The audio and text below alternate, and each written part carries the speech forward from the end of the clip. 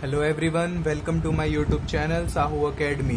तो आज हम क्लास 11 के अकाउंट्स का स्टार्टिंग करते हैं बेसिक अकाउंटिंग टर्म से और इंट्रोडक्शन टू अकाउंटिंग। तो सबसे पहले हम समझते हैं अकाउंट्स है क्या। ये अकाउंट्स की फर्स्ट क्लास है। हम इसे ऐसे पढ़ेंगे जैसे हमने इससे पहले कभी कुछ अकाउंट्स के बारे में पढ़ा ही नहीं, हमें कुछ पता नहीं है, हमारे लिए नया सब्जेक्ट है। तो अकाउंट्स क्या है? बेसिकली अकाउंट्स में दो टर्म्स आती हैं, एक होता है हमारा डेबिट और एक होता है क्रेडिट। डेबिट ये शॉर्ट फॉर्म है और इसकी फुल फॉर्म होती है डेबिट रिकॉर्ड एंड क्रेडिट की फुल फॉर्म होती है क्रेडिट रिकॉर्ड। तो बेसिकली अकाउंट्स होता क्या है? अकाउंट्स होता है अगर कोई भी हम बिजनेस चला रहे हैं, हमारा कोई भी शॉप है या कोई बिजनेस है, हमारा कंपनी है, तो उसमें हम उसके अकाउंट्स बनाते हैं। अकाउंट्स का मतलब हम उसकी जो भी मॉनिटरी ट्रांजैक्शंस हैं जो हमें मॉनिटर कर सकते हैं उसे हम रिकॉर्ड करते हैं, एक सिस्टमेटिक वे में रिकॉर्ड करते हैं। तो उस सिस्टमेटिक वे को में जो हम रिकॉर्ड करते हैं उसे हम कहते हैं जर्नल एंट्री। हम जर्नल एंट्रीज बना के हम उसकी रूटीन एक्टिविटी को रिकॉर्ड करते हैं। तो सबसे पहले यही जानते हैं डेबिट और क्रेडिट क्या होता है। डेबिट का मतलब है डेबिट रिकॉर्ड एंड क्रेडिट का मतलब है क्रेडिट रिकॉर्ड। अब इसमें भी आगे बढ़ें तो डेबिट के अंदर दो चीजें आती हैं, एक आता है हमारा एसेट्स, एक आता है हमारा एक्सपेंस या फिर लॉस। क्रेडिट के अंदर भी दो चीजें आती हैं, एक आता है हमारा लाइबिलिटी एंड एक आता है हमारा इनकम या फिर गेन। अब ये asset, expense, liability, income, gain क्या है? इसका सबसे पहले हम देखते हैं एसेट। एसेट क्या है? इन दोनों के कंपैरिजन, इन दोनों के बीच डिफरेंस क्या है, लाइबिलिटी क्या है, इनकम गेन क्या है, ये हम आगे पढ़ेंगे। सबसे पहले जानते हैं कि अगर इन दोनों में से कुछ चीज़ें हमारी इंक्रीज हो रही हो या कुछ डिक्रीज हो रहा हो तो हम उसे अपने अकाउंट्स में कैसे रिकॉर्ड करेंगे। अगर हमारे बिजनेस में एसेट्स की वैल्यू अगर बढ़ रही है तो हम उसे डेबिट करेंगे, और एसेट की वैल्यू अगर डिक्रीज हो रही है तो हम उसे क्रेडिट करेंगे। ऐसी एक्सपेंस, अगर एक्सपेंस हमारा बढ़ रहा है तो उसे डेबिट करेंगे, अगर एक्सपेंस हमारा कम हो रहा है तो उसे क्रेडिट करेंगे। ऐसी हम लाइबिलिटी पे आते हैं। अगर लाइबिलिटी हमारी बढ़ेगी तो वो किसके अंडर है? क्रेडिट के अंदर है, तो क्रेडिट बढ़ेगा हमारा। तो लाइबिलिटी अगर डिक्रीज होती है तो क्या होगा? डेबिट। सिमिलरली इनकम अगर हमारी बढ़ेगी तो हम क्रेडिट करेंगे, और अगर इनकम या गेन हमारा कम होगा तो हम डेबिट करेंगे। तो हम कह सकते हैं कि डेबिट का मतलब है एसेट और एक्सपेंस, और वैसे ही क्रेडिट का मतलब है लाइबिलिटी और इनकम। या हम ये कह सकते हैं अगर एसेट बढ़ेगा तो डेबिट करना है, एसेट कम होगा तो क्रेडिट करना है, एक्सपेंस बढ़ेगा तो डेबिट करना है, एक्सपेंस कम होगा तो क्रेडिट करना है। सिमिलरली लाइबिलिटी बढ़ेगी तो क्रेडिट करना है, लाइबिलिटी कम होगी तो डेबिट करना है, इनकम बढ़ेगी तो क्रेडिट, और अगर इनकम कम होती है तो डेबिट। तो ये हमारा बेसिक रूल होते हैं कुछ, इससे अकाउंट्स का पढ़ने में आसानी होगी। ठीक है, तो अब हम आगे बढ़ते हैं। आगे हम अकाउंट्स की डेफिनेशन देख लेते हैं एक बार। अकाउंट्स की डेफिनेशन क्या होती है? Accounting is the process of identifying, measuring,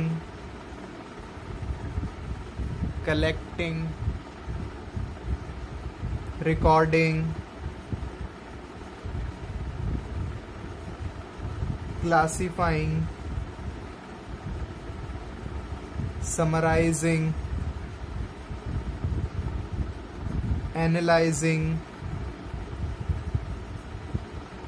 and communicating financial information to the users। तो ये हमारी अकाउंटिंग की डेफिनेशन है। अकाउंटिंग क्या है? अकाउंटिंग एक प्रोसेस है, पूरा अकाउंटिंग एक प्रोसेस होता है रिकॉर्ड करने का। सबसे पहले हम इसमें अकाउंटिंग में करते हैं आइडेंटिफाई के अंदर आता है कि हमें कौन सी चीज़ें रिकॉर्ड करनी है। हम सिर्फ वही चीज़ें रिकॉर्ड कर सकते हैं जिसमें मनी वर्थ हो, जिससे हमें पता चले कि हमारे पास पैसा आ रहा है या जा रहा है, तो वो हम आइडेंटिफाई करते हैं। फिर उसके बाद हमारा नेक्स्ट हमारा है मेजरिंग का मतलब हम उसे मेज़र करना है कि हाउ मच आ रहा है और हाउ मच जा रहा है, तो ये हमारा होगा मेजरिंग। उसके बाद कलेक्टिंग में आता है हमारा डाटा कलेक्टिंग। देन रिकॉर्डिंग में आता है हमारी जर्नल एंट्रीज जो हम बनाते हैं, Ram account debit to cash account debit to Ram, वो होता है हमारी जनरल एंट्री, उससे हम करते हैं रिकॉर्डिंग। फिर उस हमारा आता है क्लासीफाइंग के अंदर हम बनाते हैं लेजर्स बनाते हैं, वो हम आगे सीखेंगे। देन समराइजिंग में भी हमारा ट्रायल बैलेंस बनाते हैं। देन एनालाइजिंग, हम कंपेयर करते हैं, एनालाइज करते हैं हमारे पिछले पीरियड के रिकॉर्ड से, हम करंट पीरियड के रिकॉर्ड को एनालाइज करते हैं। And communicating financial information to the user. इसका क्या मतलब है? Communicating financial information to the user, इसका मतलब है जो हमारे यूज़र्स हैं, यूज़र्स भी दो तरीके के होते हैं, एक होता है एक्सटर्नल यूज़र और एक होता है हमारा इंटरनल यूज़र बेसिकली वो होते हैं जो हमारे किसी न तरीके से हमारे बिजनेस को अफेक्ट कर रहे हैं। एक्सटर्नल यूज़र्स के अंदर आते हैं हमारे लोन्स जो हमने लिया होता है, तो लोन्स हम किससे लेते हैं? बैंक से, तो बैंक हमारा एक एक्सटर्नल यूज़र हो गया। कस्टमर हमारा एक्सटर्नल यूज़र हो गया। इंटरनल यूज़र में होता है हमारा, इंटरनल यूज़र में आ गए हमारे एम्प्लॉयज़, देन हमारे इन्वेस्टर्स, शेयर होल्डर्स, ठीक है। तो इन्हें हम अपने कम्युनिकेट करते हैं फाइनेंशियल इंफॉर्मेशन, यानी हमारा बिजनेस लॉस में चल रहा है, प्रॉफिट में चल रहा है, वो हम अब इंफॉर्मेशन इन्हें देते हैं। अब हम कहते हैं कि एक्सटर्नल यूज़र को क्यों दें हम अपनी इंफॉर्मेशन किसी बाहर के पीपल को? तो वो हमारा बैंक हमें जब भी लोन देता है तो हमारी फाइनेंशियल पोजीशन के हिसाब से लोन देता है। अगर कोई बिजनेस अपने लिए लोन ले तो लोन बैंक तो उसे ही देगा ना जो जिसका फाइनेंशियल पोजीशन सही होगा, प्रॉफिट मेकिंग कंपनी होगी, वो गुडविल होगी उसकी मार्केट में, नाम होगा, उसे ही देगा। तो इसलिए हमें उसे अपनी इन्फॉर्मेशन बतानी होती है, कस्टमर को भी बतानी होती है, जिससे हमारी कंपनी की गुडविल बनी रहे, रिलायबिलिटी बनी रहे, अंडरस्टेबिलिटी हो कस्टमर के माइंड में। देन एम्प्लॉयज़ अगर चाहें तो वो भी हमारी इन्फॉर्मेशन ले सकते हैं, जिससे अगर उन्हें लगता है कि इसमें हमारी सैलरी बढ़ सकती है क्योंकि कंपनी जो है वो बहुत अच्छा कर रही है और हमारी सैलरी उतनी है, तो वो इसके लिए डिमांड भी कर सकते हैं। इन्वेस्टर्स मतलब जिन्होंने हमारे कंपनी में पैसा लगाया, उन्हें भी हम बताएंगे कि हमारी फाइनेंशियल पोजीशन क्या है। शेयर होल्डर्स हैं, तो ये सब, इसलिए हम उन्हें अपनी फाइनेंशियल स्टेटमेंट दिखाते हैं। देन हम आगे बढ़ते हैं, हमारी कुछ अजम्पशन होती है, प्रिंसिपल्स कह सकते हैं, अजम्पशंस कह सकते हैं, कंसेप्ट्स कह सकते हैं, जो अकाउंटिंग में होती है, जिनके बिना अकाउंटिंग अगर हम करें तो अधूरी होगी वो अकाउंटिंग। तो सबसे पहले हम आते हैं, हमारा पहला कंसेप्ट है separate legal entity. Separate legal entity क्या होती है? सेपरेट लीगल एंटिटी हमें ये बताता है कि जो बिजनेस है एंड जो ओनर है बिजनेस का, वो दोनों सेम नहीं है, वो दोनों क्या है? डिफरेंट है। यानी जो भी हम अब एंट्रीज जो बनाते हैं वो हम किसके पॉइंट ऑफ व्यू से बनाते हैं? बिजनेस पॉइंट ऑफ व्यू से, बिजनेस पॉइंट ऑफ व्यू से बनाते हैं। कि बिजनेस के पास क्या आया और बिजनेस के पास क्या गया, हमें इससे मतलब नहीं है ओनर ने क्या करा। अगर उस ओनर ने कुछ भी ऐसी एक्टिविटी करी है जो बिजनेस से रिलेटेड है तो बिजनेस में वो इंक्लूड होगा, उसकी एंट्री होगी। अगर ओनर ने कुछ भी करा अपना अलग से कुछ भी चीज़ करी, अगर ओनर ने अपने सन के लिए कोई साइकिल खरीदी तो वो तो हमारा एक्सपेंस नहीं माना जाएगा क्योंकि वो साइकिल बिजनेस में तो नहीं आई। अगर वही ओनर ने साइकिल जो खरीदी वो बिजनेस के पैसे से खरीदी, मतलब बिजनेस से पैसा ले गया और उस साइकिल से वो फिर साइकिल खरीदी उसने, तो ये आएगा हमारा बिजनेस को अफेक्ट कर रहा है, हमारे बिजनेस से क्या कम हो रहा है, कैश कम हो रहा है, तो ये आएगा, इसे हम रिकॉर्ड करेंगे, इसकी जर्नल एंट्री बनेगी। और इस वाले की जर्नल एंट्री नहीं बनेगी जिसमें उसने अपने घर से पैसा दिया। ओके, तो इसमें इस कंसेप्ट का यही एक मेन टर्म है कि ये जो सेपरेट लीगल एंटिटी है ये हमें बताती है कि बिजनेस और ओनर बिजनेस का वो दोनों एक नहीं, वो दोनों अलग अलग हैं। अब हम सेकंड कंसेप्ट की तरफ बढ़ते हैं अपने। सेकंड कंसेप्ट है हमारा going concern concept. Going concern concept. अब गोइंग कंसर्न कॉन्सेप्ट कौन सा है? तो जब भी हम बिजनेस स्टार्ट करते हैं, कोई भी बिजनेस स्टार्ट करता है तो ये तो नहीं सोचता वो कि हम अपना बिजनेस अगले साल बंद कर देंगे, बस 1 साल के लिए खोल रहे हैं। तो हम अपने माइंड में ये बिजनेस इसलिए खोलते हैं, अपने माइंड में हम ये सेट करते हैं कि हमारा जो बिजनेस है वो लॉन्ग टाइम तक चलेगा, कभी भी ख़त्म नहीं होगा। अगर हमारा बिजनेस है उसका ओनर की अगर मे बी डेथ हो गई तो उसका नेक्स्ट जनरेशन बिजनेस संभालेगी, उसके बाद नेक्स्ट जनरेशन संभालेगी, तो हम यही सोचते हैं। तो इसे ही हम कहते हैं, इसी कंसेप्ट को गोइंग कंसर्न कॉन्सेप्ट। गोइंग मतलब चलता रहेगा बिजनेस हमारा, कभी भी ख़त्म नहीं होगा। देन हमारा थर्ड कंसेप्ट आता है अकाउंटिंग पीरियोडिसिटी कंसेप्ट। ये हमारा मेन कंसेप्ट है। इस कंसेप्ट के हिसाब से हम अपने एसेट, अपनी लाइबिलिटी, अपनी इनकम, इसको हम डिफर कर पाएंगे। ये गोइंग कंसर्न कंसेप्ट से ही प्रेरित है। ये कंसेप्ट है हमारा अकाउंटिंग पीरियोडिसिटी कंसेप्ट। इसमें क्या करते हैं हम, जैसे कि हमने पहले कंसेप्ट में पढ़ा कि जो हम बिजनेस स्टार्ट करेंगे वो हमारा बिजनेस का कोई एंड नहीं होगा, वो बिजनेस चलता जाएगा। जैसे हमने बिजनेस स्टार्ट करा तो ये ऑन गोइंग रहेगा और चलता रहेगा इन्फिनिटी एंड सो ऑन। तो अब हमें जब हमारा बिजनेस चलता रहेगा तो हमें उसके अकाउंट्स तो बनाने ही हैं, उसकी इन्फॉर्मेशन तो अपने इन्वेस्टर्स यूज़र्स को देनी ही है। तो हम कैसे उस इतने बड़े चीज़ को हम कैसे संभालेंगे? तो इसके लिए क्या करते हैं, बहुत सारे बिजनेस अलग अलग करते हैं। अपने जो ये लाइफ बिजनेस की जो लाइफ है उसे पीरियड्स में बांट देते हैं, first period, second, third, fourth and so on. और ये period business to business depend करता है कि कितने मंथ्स का पीरियड, कितने ईयर्स का पीरियड होता है।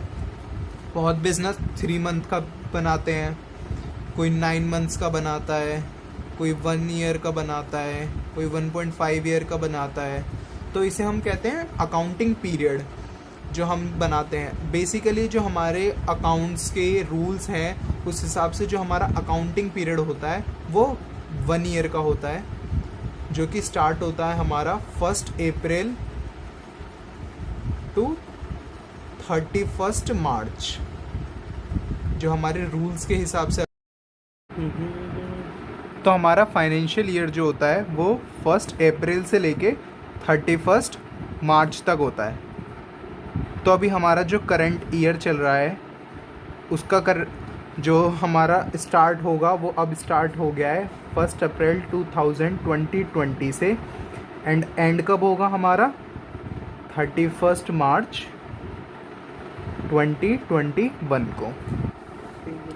देन हम आगे बढ़ते हैं। अब आगे हमारे पास एक कंसेप्ट और होता है जिसे हम कहते हैं एक्यूरल कॉन्सेप्ट, इस एक्यूरल कॉन्सेप्ट के बेस पे, एक्यूरल कॉन्सेप्ट, इस एक्यूरल कॉन्सेप्ट के बेस पे हम अपने एसेट एंड एक्सपेंस के बीच में डिफरेंस सीख सकते हैं। तो अब हम आगे बढ़ते हैं। इसमें हमारा सबसे पहले आता है एक्यूरल कॉन्सेप्ट में हम क्या करते हैं, in this we can make difference between the assets and expense या फिर लॉस।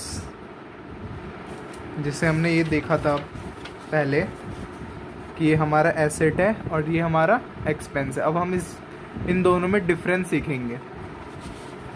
ये हम डिफरेंस एक्यूरल कंसेप्ट के बेस पे कर सकते हैं।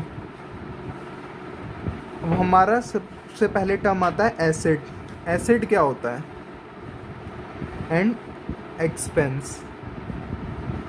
एसेट बेसिकली हमारा होता है जो भी काम हमने किया उसका बेनिफिट हमें फ्यूचर पीरियड्स तक मिलता रहे। फ्यूचर पीरियड्स मतलब कल नहीं, कल परसों नहीं, यानी अगले पीरियड्स हमने पढ़ा था भी अकाउंटिंग पीरियड्स अपने। जैसे हमारा मान लो करंट पीरियड 3rd है तो हमारा फ्यूचर पीरियड क्या हो गया 4th, एंड हमारा पास्ट पीरियड कौन सा हुआ 1st एंड 2nd। तो एसेट हम कहते हैं जिसका बेनिफिट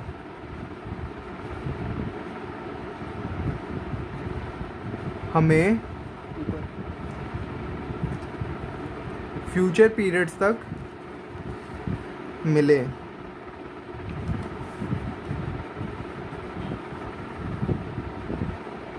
उसे हम कहते हैं एसेट। एंड देन हमारा एक्सपेंस जिसका बेनिफिट हमें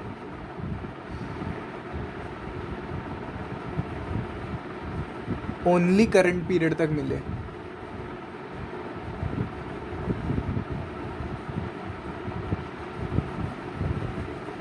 वो हमारा क्या होगा एक्सपेंस। हम इसे एग्जाम्पल लेके समझते हैं। एग्जाम्पल अगर हम लें तो एग्जाम्पल में हम कह सकते हैं कि हमने सैलरी मिली, हमने दी नहीं, हमें सैलरी मिली। हमें सैलरी मान लो 18 मंथ्स की मिल गई, पर हमने उसके लिए काम तो हमने करंट पीरियड में कितने मंथ्स का किया, सिर्फ 12 मंथ्स का काम किया।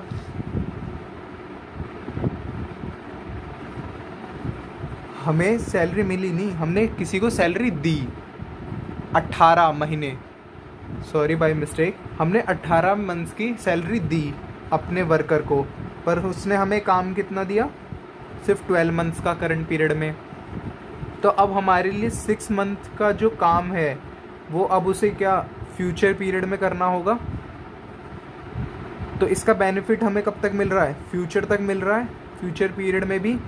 देन ये हमारे लिए क्या है asset, it is an asset. हम इस एसेट को नाम देंगे एक्रूड एक्सपेंस या एक्रूड सैलरी। ऐसे हम एक्सपेंस के बाद पे आते हैं। मान लीजिए हमने अपने वर्कर को सैलरी 12 मंथ्स की दी, तो ये हमारे लिए हमने उससे पूरे 12 मंथ्स का काम भी ले लिया। देन ये हमारा क्या हुआ सैलरी नाम का एक्सपेंस।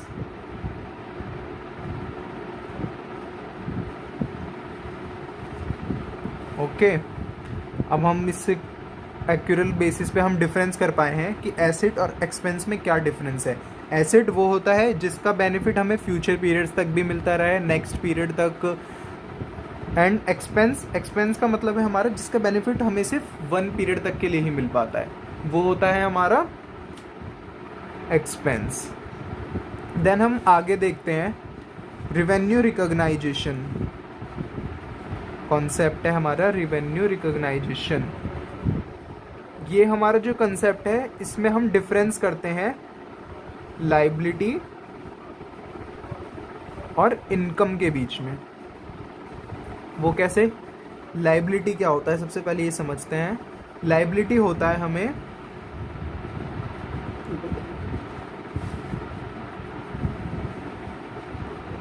जिसका बेनिफिट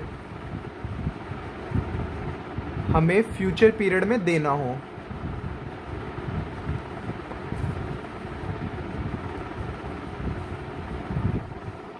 फ्यूचर पीरियड में देना हो वो होता है हमारा लायबिलिटी। और इनकम हमारी होती है जिसका बेनिफिट सिर्फ हमें करंट पीरियड में देना होता है, वो हमारे लिए इनकम हो गया। ओके, तो अब हम एक बार रिवाइज कर लेते हैं आज की क्लास में हमने क्या किया। सबसे पहले हमने समझा अकाउंट्स क्या है। तो बेसिकली अकाउंट्स हमारे रिकॉर्ड्स हैं जो हम अपने बिजनेस के रिकॉर्ड्स बनाते हैं, डे टू डे ट्रांजैक्शंस को रिकॉर्ड करने के लिए वो हम बुक्स ऑफ अकाउंट्स बनाते हैं, उसे ही हम कहते हैं अकाउंटिंग। अकाउंटिंग के अंदर दो चीज़ें आती हैं, डेबिट एंड क्रेडिट, जिसका मतलब होता है debit record and credit record.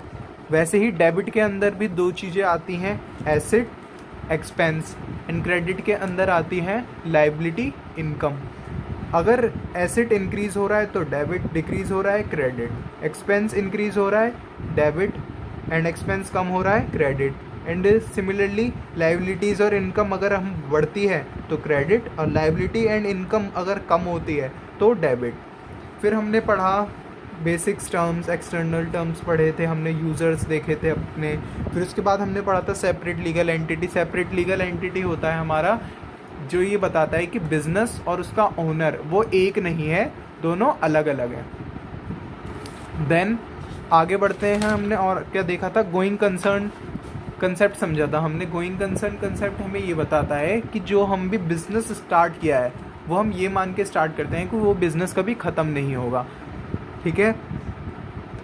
फिर हमने देखा था अकाउंटिंग पीरियोडिसिटी कॉन्सेप्ट। इसमें हम क्या करते हैं, अपने बिजनेस लाइफ को छोटे छोटे पीरियड्स में डिवाइड कर लेते हैं। देन हमने देखा था कि हमारा जो अकाउंटिंग पीरियड होता है वो 1 अप्रैल से 31 मार्च तक होता है। देन एक्यूरल बेसिस कॉन्सेप्ट पे हमने समझा था कि एसेट और एक्सपेंस में क्या डिफरेंस है। एसेट का मतलब होता है जिसका बेनिफिट हमें फ्यूचर पीरियड तक मिलेगा, एंड एक्सपेंस का मतलब है जिसका बेनिफिट हमें सिर्फ अभी के लिए मिलेगा, करंट पीरियड के लिए। देन हमारा रिवेन्यू रिकॉग्नाइजेशन कंसेप्ट है, उससे हमने क्या समझा था कि लायबिलिटी एंड इनकम में क्या डिफरेंस है। लायबिलिटी का मतलब है जिसका बेनिफिट हमें आगे तक देना होगा, एंड इनकम का मतलब क्या है, जिसका बेनिफिट हमें सिर्फ करंट पीरियड तक देना होगा। जैसे हमें सैलरी मिली इस बार, पहले हमने सैलरी दी थी, इस बार हमें सैलरी मिली, हमें 12 मंथ्स की सैलरी मिली, तो हमने उस पीरियड में 12 मंथ्स का काम दिया था, इसलिए हमें 12 मंथ्स की सैलरी मिली, तो वो हमारे लिए इनकम हो गया। अगर मान लीजिए हमें वही सैलरी 18 मंथ्स के लिए मिलती, तो हमने काम तो सिर्फ 12 मंथ्स का ही किया था, तो जो 12 मंथ्स की जो हमारी इनकम हुई, देन जो बचे रिमेनिंग 6 मंथ्स, तो वो हमारे लिए क्या हो गए, लायबिलिटी, जिनके लिए हमें फ्यूचर में काम करना पड़ेगा। तो आज की क्लास हम यहीं पे एंड करते हैं, बाकी हम अपने नेक्स्ट वीडियो में करेंगे। अगर आपको ये वीडियो पसंद आई हो तो प्लीज़ इसे लाइक करें, शेयर करें एंड सब्सक्राइब करें। एंड आपको कुछ भी डाउट आता है तो नीचे कमेंट सेक्शन में कमेंट करके अपना डाउट पूछ सकते हैं। मैं रियली आपको हेल्प करूँगा उस डाउट को क्लियर करके। Thank you.